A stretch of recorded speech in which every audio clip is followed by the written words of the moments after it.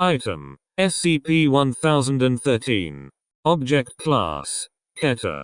Special Containment Procedures. Standard safety procedures for visually reactive items, ED8, are to be posted at all times. Any staff entering the containment area are to review this document before entering. Any staff entering the containment area are to wear the AR-68 armored variant hazmat suit. Staff exiting the area with damaged suits are to be remanded to quarantine for 1 hour. Staff becoming paralyzed during cleaning feeding testing cycles are to be immediately removed and remanded to medical custody until 5 hours after recovery. SCP-1013 is to be fed once daily, consisting of one small mammal, rabbit, large rat, cat or dog. This feeding is only to take place if there are no calcified remains still within the containment area. Calcified remains that are no longer actively being fed upon are to be removed and disposed of via incineration. Hazmat protocols are to be observed during the disposal process. Test subject remains may be taken into the containment area for feeding purposes only when standard feeding practice cannot be observed. Staff succumbing to SCP-1013 pre-feeding effects are to be removed and disposed of. All remains must be disposed of within 1 hour of final calcification. Description: SCP-1013 appears to be a small reptile with a distinctly avian head. A wide frill extends from the base of the head, and can be flared out via bony spines radiating through the frill from the neck. The body appears similar to most common reptiles, with the exception of the head and abnormally long tail. While the main body is only 60 centimeters long, the tail is nearly 121 centimeters and exceptionally flexible. SCP-1013 has been observed to use this tail to trip and distract large prey.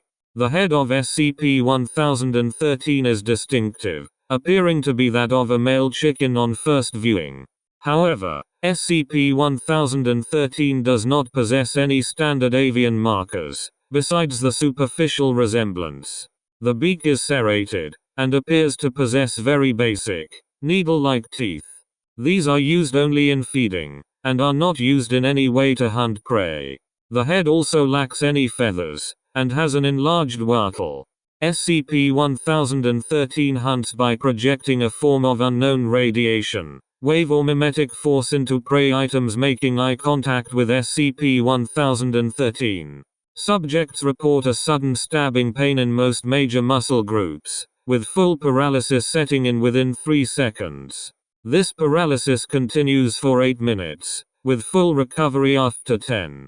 Paralyzed subjects are then bitten, beginning the calcification process. Research into this effect is ongoing, as no form of venom or viral agents have been detected from this bite. However, this contact will initiate a rapid change in cellular structure in the bitten subject. The outer skin tissues will begin a rapid calcification, growing very dense and inflexible over several minutes.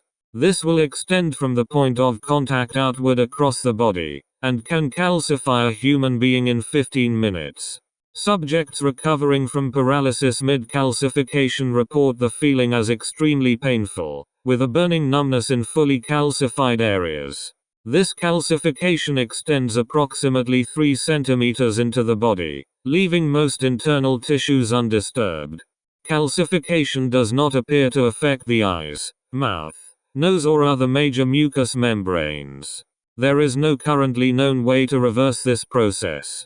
SCP-1013 will peck through the outer layer of hardened flesh, and begin to consume tissues from the inside, burrowing deep into the body as flesh is consumed. SCP-1013 has a voracious appetite, and will consume nearly twice its body weight at each feeding. SCP-1013 will only consume living tissue, and will ignore dead or decomposing flesh. SCP-1013 has been noted to use natural body openings, mouth and eyes, primarily, when available, and is capable of compressing its body to fit into very small openings. Prey items often die from blood loss or massive internal damage before feeding is complete, leaving the remainder of tissues to decompose within the calcified tissue. This outer tissue will slowly break down, causing large sections to crack and fall free. This will expose muscle and internal tissues, which are then often predated upon by SCP-1013. SCP-1013 will sometimes wait for this process to begin before feeding.